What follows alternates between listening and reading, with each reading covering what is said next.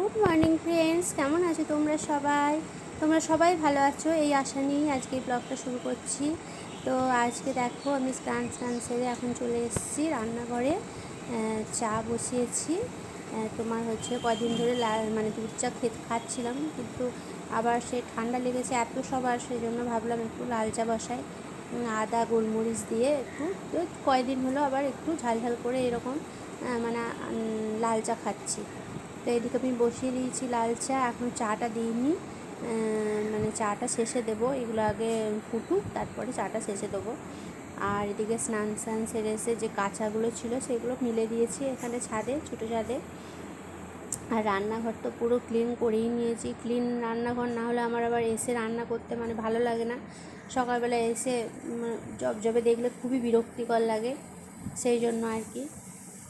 তো দেখো চায়ে ফুট ধরেও গেল, আর ওইদিকে তোমার হচ্ছে ভাতের হাঁড়িতে ভাত বসিয়েছি, আর তোমার হচ্ছে তার মাথায় জল দিয়ে দিয়েছি।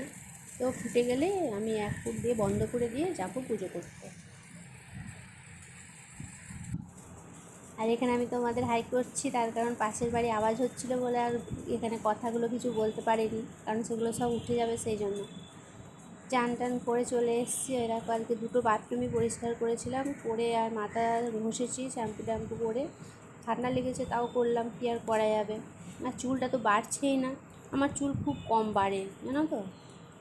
পুজোর আগে যদি না বাড়ে খুব মুশকিল, শাড়ি পরবো কেমন একটা লাগবে। তো এখানে আমি সাজুগুজু করে একদম রেডি সেডি হয়ে দাঁড়িয়ে আছি।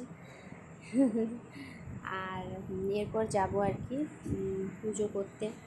আর এদিকে দেখো বেটু এখনও ঘুম থেকে ওঠেনি, আমি ওকে ওঠাইনি, ওর শরীরটা ভালো নেই তো, কদিন এত কাশছে আর ঠান্ডা লেগেছে যে মানে ও কাশতে কাশতে পর্যন্ত গলা ব্যথা হয়ে গেছে। কালকে তো গলার দিয়ে আওয়াজই বেরোচ্ছিল না, কাল পরীক্ষা ছিল। কি আর করা যাবে, স্কুল থাকলে পাঠাতাম না, কিন্তু পরীক্ষা ছিল বলে বাধ্য যেতে হয়েছিল। ওই জন্য আর ঘুম থেকে ওঠাইনি ওকে, ঘুমোক, তারপরে আমি যাব পুজোতে। তার এইদিকে দিয়া পড়ছিল, পড়তে বই টই ফেলে রেখে দিয়ে চলে আসে পড়তে। তো চলো এবার তো যেতে হবে, আবার পুজো করতে যাব। সে খেয়াল পড়লো যে কালকে আগের দিন দেখেছিলাম যে ঠাকুরের দীপ দেখানোর তেল শেষ হয়ে গেছে। তো এখানে সিঁড়ির চারতলা তো আমাদের রাখা থাকে তেলের পেটি, তো সেখান থেকে আবার একটা সর্ষের তেলের ডিব্বা নিলাম, নিয়ে তারপরে গেলাম উপরে পুজো করতে। তা না আবার দীপ দেখাতে পারবো না, এই হচ্ছে ব্যাপার আর কি। তো চলো এবার যাব।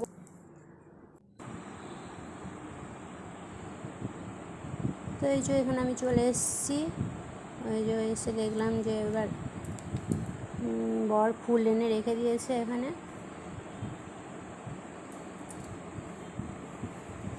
ফুলটাকে ধুয়ে আবার রেডি করবো, নাহলে তো ফুলে অনেক নোংরা থাকে। আর তারপরে হচ্ছে আমার মেন কাজ দেখা হলো, প্রথমে গিয়ে ছাদে কতগুলো আমার গাছে ফুল ফুটেছে, এটা দেখতে আমার খুবই ভালো লাগে। তো চলে এসেছি ছাদে, দেখো। আর আজকে অনেকগুলো জবা ফুল ফুটেছিল, 10টা জবা ফুল ফুটেছিল, গাছটা কি সুন্দর লাগছিল।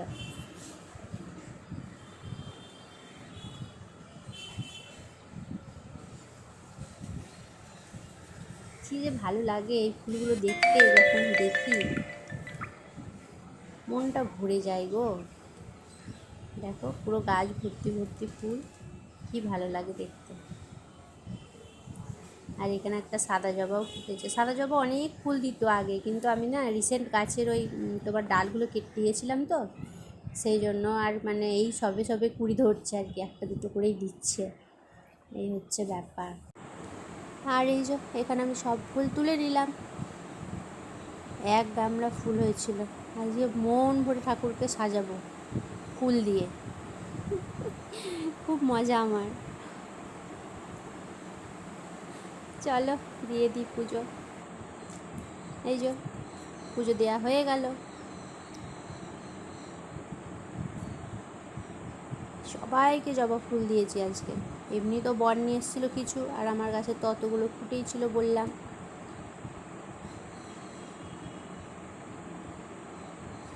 পুজো তো দিয়ে দিলাম, এবার হচ্ছে তোমার তুলসী মাকে একটু জল দিয়ে দেবো, তাহলেই আমার পুজো কমপ্লিট। আর তুলসী মা থাকে আমার এই পিছনের যে জানলা আছে, এই জানলার পিছনে, এই যে এইখানে থাকে তুলসী মা। তুলসী মাকে একটু জল দিয়ে দেবো, ব্যাস। জল দিয়ে প্রণাম সেরে নিলেই আমার পুজো কমপ্লিট আজকের মতো।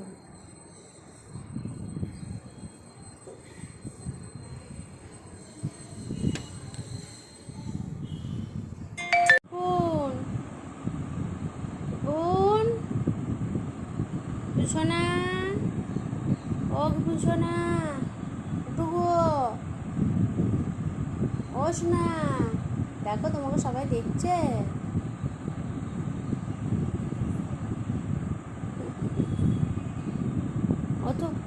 ওতো গুড মর্নিং বলে দাও, 9:30 বাজছে। ওঠো, 9:30 বাজছে মা। আর ঘুমোয় না, উঠে বলো আর ঘুমোয় না।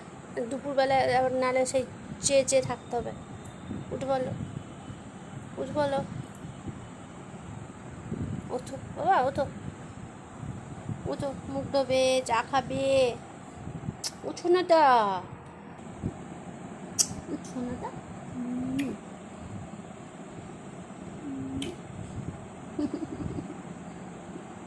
বলো গুড মর্নিং বলে দাও, গুড মর্নিং সবাইকে বলে দাও। গুড মর্নিং মনে মনে বললে কি করে শুনতে পাবে ওরা? কি করে শুনতে পাবে? মনে মনে বললে ওঠো, জোর বলে দাও গুড মর্নিং। আর এদিকে দেখো এই 10টা বেজে গেছিলো, তা আমি বেটুকে বললাম বেটু সকাল সকাল স্নান করে নে। তার কারণ আগের দিন করাইনি, এত গলায় ব্যথা ছিল তোমাদের বললাম তো, সেই জন্য আর আগের দিনে স্নান করাইনি। কিন্তু আজকে ভাবলাম যে সকাল সকাল একটু গরম জল করে ওকে একদম পুরো মানে উবু চান করিয়ে দিচ্ছি, ছেড়ে দিয়ে সাবান মাখিয়ে একদম ভালো করে স্নান করিয়ে দিয়েছি। তো এখন চুলটা ছাড়িয়ে দিচ্ছি। আর চুল তো ওর তো প্রচুর কোচকানো চুল, ওর জন্য জোটে ভর্তি, এই যে ছাড়ানো তো যাচ্ছেই না। হ্যাঁ, এই হচ্ছে অবস্থা। সেই জন্য ভাবলাম একটু সিরাম দিয়েই দিই, ভিজে চুলে যদিও দিই না, কিন্তু তা ছাড়ানো যাচ্ছিল না, এত চুলটা জোট। তো ও বলছে ঠান্ডা লেগেছে মা, সিরাম দিও না। দিয়ে আমি বললাম যে দাঁড়া, নাহলে ছাড়ানো যাচ্ছে না জোরটা।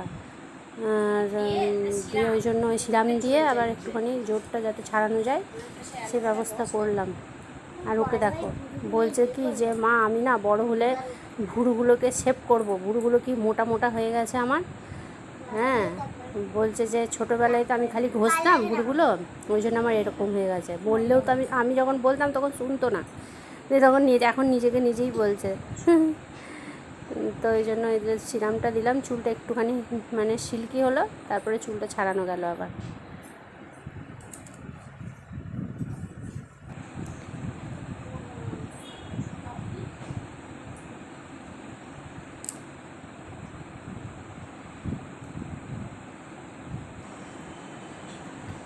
আর এদিকে সকালের ওষুধগুলো ছিল সব এক এক করে খাইয়ে দিলাম।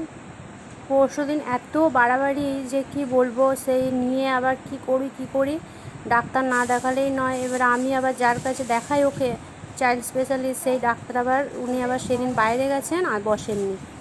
এত বাড়াবাড়ি সেদিন, না ওষুধ পড়লেই নয়। তারপর আবার কি করব, গুগল থেকে মানে চেক করলাম যে কে ভালো স্পেশালিস্ট মানে চাইল্ড স্পেশালিস্ট আছে আর কি।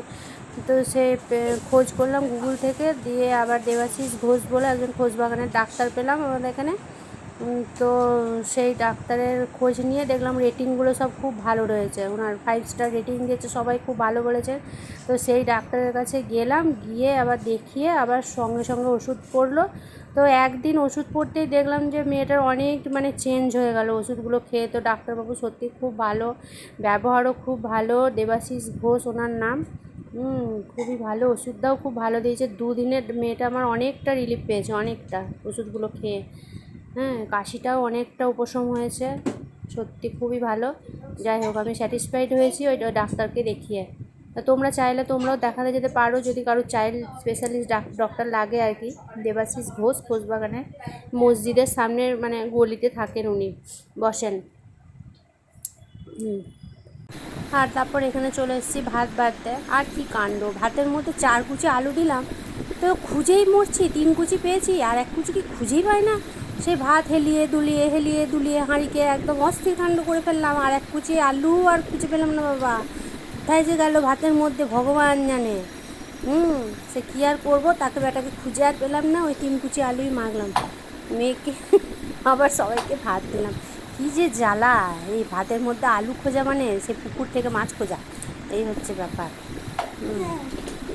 আর বরের আবার আজকাল কোনো কিছুতেই ঝাল লাগে না, তরকারিতে যতই ঝাল দাও। কী যে হয়েছে কে জানে, বলছে ঝাল হয় না, ওকে ঝাল করে সব কিছু করে দিতে হবে। ওই যে আলু ভাতটা ওই জন্য ঝাল করে মাখলাম। তা কী করবো, মেয়েটাকে একটু কম দিয়ে দেবো আর কি। তো একটু ঝাল করে না মাখলে ওনার আবার খেতে পছন্দ হচ্ছে না, তো কী আর করা যাবে। আর ওই যে ভাত বেড়ে দিলাম সবার এক এক করে জলখাবারে। আর ওদিকে বর সবজিটা এনে দিল নিচ থেকে আসার সময়, কি রান্না হবে সেটাও বলে দিল, এই করবে। তো আমি ওদিকে খেতে দিয়ে তারপরে আবার রান্নাটা বসাবো।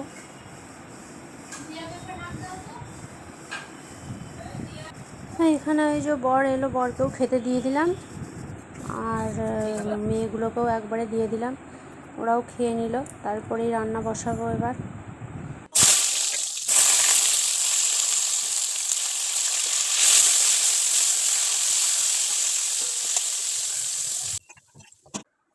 ওদিকে পটল ভাজা চাপিয়ে এসছি, আর এদিকে একবার করে আসছি, বেটুর পরীক্ষা, সেজন্য ওকে একটু করে অঙ্কটা দেখিয়ে দিতে, অঙ্ক পরীক্ষা আছে পরের দিন, তাই জন্য আমি বইয়ে অঙ্ক দিয়ে গেছি। তার হচ্ছে এইগুলো করে রাখ, আর আমি ওদিকে রান্নাটা সারি একটু করে, দুদিকটাই তো দেখতে হবে, নাহলে তো চলবে না। আর তাও আবার চলে যাচ্ছি, তখন আবার খেলা শুরু করে দিচ্ছে, এত বদমাইশ না। করো করো করো।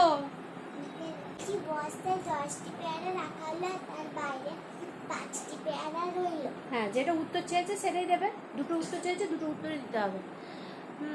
এই হচ্ছে ব্যাপার আমার ঘরে। পটল ভাজাটা দেখি আবার একটু কী হলো।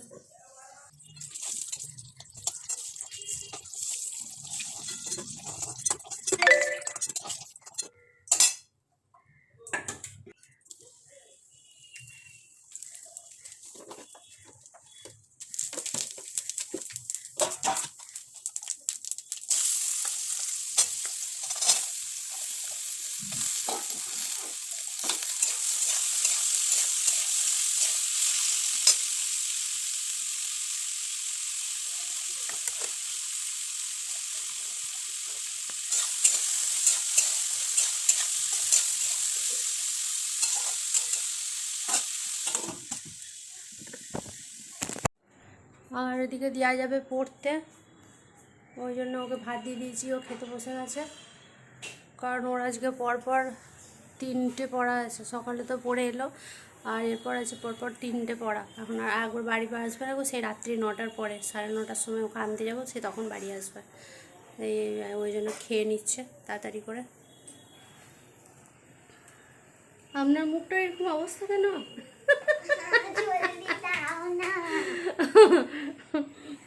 ঠিক আছে দাঁড়া।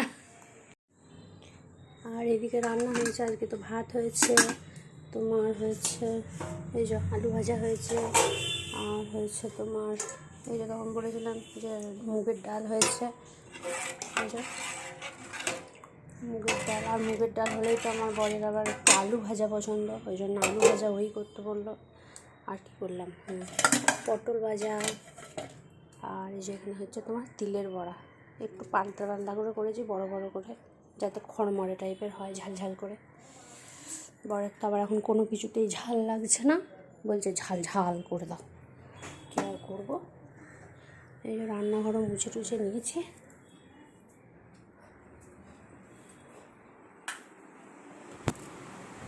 আর এদিকে এই মহারানীর পড়া তো হয়েছে, তারপরে এখন আঁকতে বসেছেন।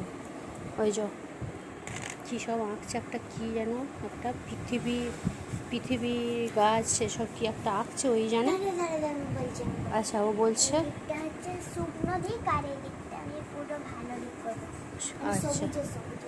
আচ্ছা,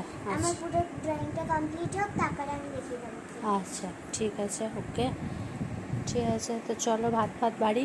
আর মেঘ তো আবার করে এসেছে একদম আঁধার করে, কি হবে জানি না, আবার দিয়া পড়তে গেলেই এরকম হচ্ছে, বাবা রে বাবা। ফ্রেন্ডস, খাওয়া দাওয়া কমপ্লিট হয়ে গেল, দরজা জ্বালা সব বন্ধ, বড় অন্ধকার, ফোনে ফ্ল্যাশ লাইট জ্বেলে আমি বসে আছি। ওই যে বিছানাও পেতে নিয়েছে বেটু, ঘুমোবে বলে। এবার সর্দির সিরাপ খাবে আর দিয়ে ঘুম করবে, তাই তো বেটু?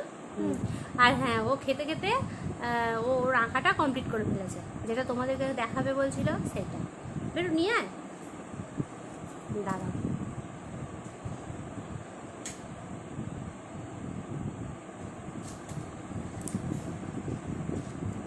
বন্ধ করে ভালো দেখা যাচ্ছে, দেখ দেখি লাইটটা অফ করে ছবিটা।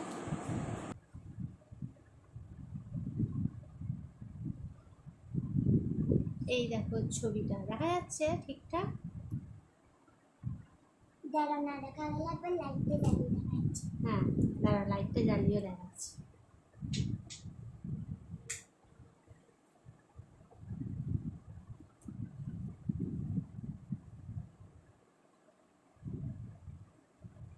কি প্রবলেম হচ্ছে, লাইটটা অন করি না। এই হচ্ছে ওর আঁকা।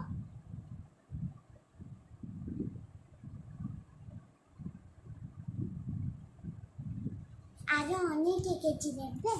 আরো অনেক এঁকেছে। রথের সময় একটা জগন্নাথ এঁকেছে, ওই দেখো রথের সময় ঠিকঠাক দেখা, হ্যাঁ এবার দেখা যাচ্ছে। ওই দেখো এই জগন্নাথ করে লিখেছে। দাঁড়া, ভালো এঁকেছি। তো আঁকাটা কেমন হয়েছে সেটা একটু জানাবে। আর আমার কমেন্ট বক্সটা না টার্ন অফ হয়ে গেছিলো, তো একটাতে আমি টার্ন অন করেছি কিছু, আজ কালকে আগের দিনেরটা যেমন আবার ভুলে গেছিলাম করতে। হ্যাঁ, ওটা কী প্রবলেম হয়েছিল জানি না, দিয়ে আবার ওটা আবার আজকে করলাম টার্ন অন। হ্যাঁ, সেই জন্য মনে হয় কেউ কমেন্ট করলে মনে হয় ঢুকছে না কমেন্টগুলো, জানো তো। তো এর পরেরটাতে দেখি মনে করে করতে হবে, তা নাহলে কেউ কমেন্ট করলে তো আমি বুঝতেও পারছি না, না খুব অসুবিধায় পড়ে যাচ্ছি। তো যাই হোক, এর পরেরটাতে কমেন্ট করে বলো, ওর ভাল লাগবে যে কেমন নিজে নিজে আঁকছে। ওর তো টিচার নেই, ও নিজে নিজেই আঁকবে। তো এবার আমরা একটু রেস্ট নিয়ে নেব, তারপরে আবার তোমাদের কাছে আসবো, তোমরা সঙ্গে সাথে থাকো। গুড ইভিনিং ফ্রেন্ডস, এখন বাজে সন্ধ্যে 7টা। আর আমরা অনেকক্ষণ ঘুম থেকে উঠে গেছি, আর ঘুম থেকে উঠেই আমি বেটুকে পড়তে বসিয়ে দিয়েছি। তার কারণ হচ্ছে টিয়াকে আজকে পড় থেকে আনতে যেতে হবে, তো বেশিক্ষণ তো পড়াতে পারবো না, সেই জন্য ওকে বললাম যে তাড়াতাড়ি পড়তে বসে পড়, নাহলে বেশি অঙ্ক করাতে পারবো না, কালই আবার সকালে পরীক্ষা আছে। আর ওই যে ওকে বসিয়ে দিয়েছি। আর ওইদিকে বর এসে গেছে, বর তো অনেকক্ষণ এসে চপ নিয়ে এসেছিলো, ও নিজের মতো নিজে মুড়ি বেড়ে খেতে শুরু করে দিয়েছে। ও আমাকে আর কিছু ডিস্টার্ব করেনি, ও জানে যে কাল মেয়ের পরীক্ষা থাকলে ও আর কিছু বলে না যে মুড়ি দাও বা বেড়ে দাও বা খাবারে বেড়ে দাও, কিছু বলে না। ও নিজেই চপ নিয়ে আর মুড়ি খেতে বসে পড়েছে ওখানে, আর টিভি দেখছে। ওর তো নেশা, একটুখানি খবর, একটুখানি টিভি দেখবে, দেখে আবার দোকান চলে যাবে ওর টাইম মতনও। আর আমি এদিকে পড়াবো, পড়িয়ে উঠে টিয়াকে আনতে চলে যাব। এই হচ্ছে আমার রুটিন। আর ঘুম থেকে উঠেছি, শরীরটা কী খারাপ যে লাগছে কি বলবো, এই কদিন ধরে এই হচ্ছে। বর্ষাকালের জন্যে না কি বুঝতেই পারছি না, ঘুম থেকে উঠছি প্রত্যেক দিন, কালও তাই হয়েছে। মানে মনে হচ্ছে যে গোটা শরীরটা পুরো ভারী, ব্যথা গায়ে হাত পায়ে, একদম কি বলবো, ব্যস্ত লাগছে, মানে পড়াতেও ভালো লাগছে না, এরকম শরীর খারাপ লাগছে। কিন্তু পড়াতে তো হবে, যাই হোক। শরীর খারাপ হোক। কালকে একটা জ্বরের ট্যাবলেট খেয়েছি, ভাবছি এখনও একটা আজকে খেয়ে নেবো, নাহলে আবার দিয়াকে আনতে যাওয়া আছে, ওকে পড়ানো আছে, এভাবে তো হবে না। ভাবছি একটা জ্বরের ট্যাবলেট খেয়েই নিই, ভালো লাগছে না, কেমন চোখ মুখগুলো মনে হচ্ছে ফুলেও গেছে, ঠান্ডা মান্ডা লেগেছে, হতে পারে, না হওয়ার কিছু নয়। সবাইকে সামলাতে সামলাতে নিজেই অসুস্থ হয়ে পড়ছে, এই হচ্ছে জ্বালা। সকালের দিকটা ঠিক থাকি, সকালবেলায় তাও ঘুম থেকে উঠে খুব একটা অসুবিধা হয় না, ফ্রেশ লাগে। কিন্তু এই বিকেলবেলায় প্রত্যেক দিন ঘুম থেকে ওঠার পরেই কেমন যেন শরীরটা করছে, প্রত্যেক দিন এক হচ্ছে জ্বালা। আবার রান্না বান্না রয়েছে, আর রয়েছে ডাল তরকারিগুলো আবার খারাপ হয়ে যাবে, ওটা আবার একটু গরম করি। মুগের ডাল দেখবে খুব তাড়াতাড়ি খারাপ হয়ে যায়, তাই না?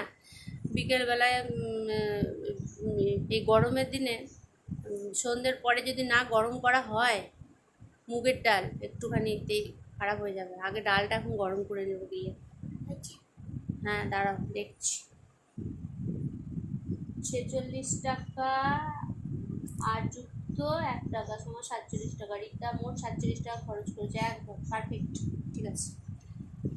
হুম হুম তো যাই, আমি ডালটা গরম করি। হ্যাঁ, টাকা পয়সার অঙ্ক তো একটু বড় বড় হবেই এক একটা। বোঝা যাচ্ছে যে তুমি পড়াশোনা করছো আর কি। আমি তো এইভাবে লিখছি, মানে হাতের এখানে কি করে গালি লাগছে কে জানে, অনেকের লাগে এরকম দুটো হাত যেটা হলো।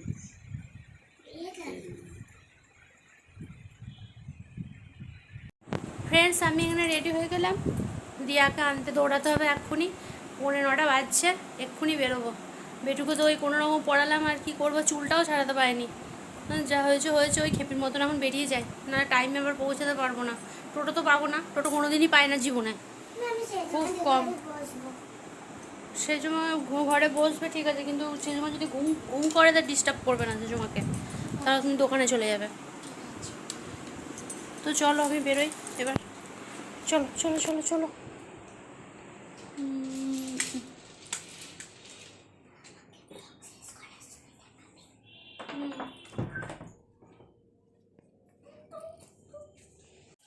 ফ্রেন্ডস, এই যে ছুটি হয়ে গেছে এদের,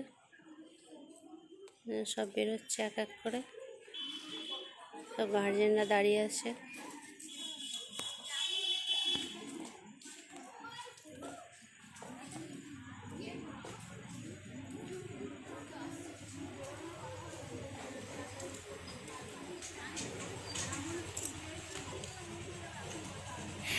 এই যে আসছে আমাদেরটা, আর ওর বন্ধু, স্পেশাল বন্ধু স্নেহা, হাত ধরাধরি করে।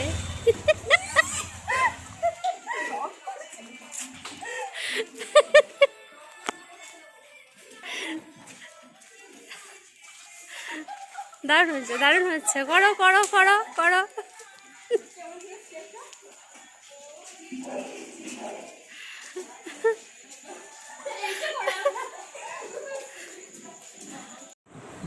ফ্রেন্ডস, এইমাত্র নিয়ে এসে বসলাম, হাত ছেড়ে একটুখানি বসেছি।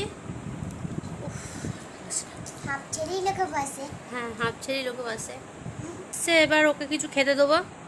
আর এই যে এখানে ওই মিষ্টি ছিল, ওকে ভাবছি এই মিষ্টি, আর হচ্ছে এটা চপ আছে নিয়ে এসেছিলো, ওই দিয়ে ওকে এখন দেবো।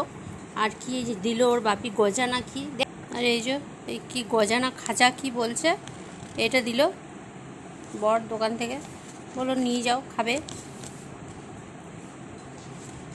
তো একটা খেলাম, দেখলাম খেতে ভালোই, সে অনেকটা সে পুরীর খাজাগুলো হয় না সেরকম মতন।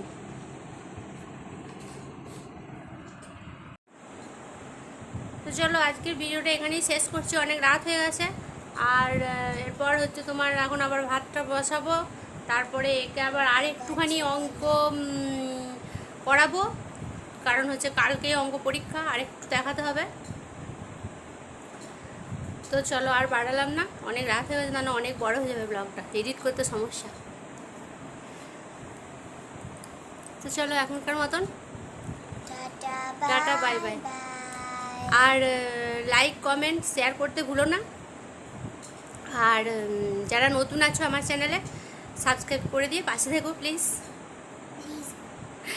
তো ঠিক আছে, আজকের মতন tata bye bye. Tata bye bye. Tata. Love love, চুমুওয়ালা লাভ।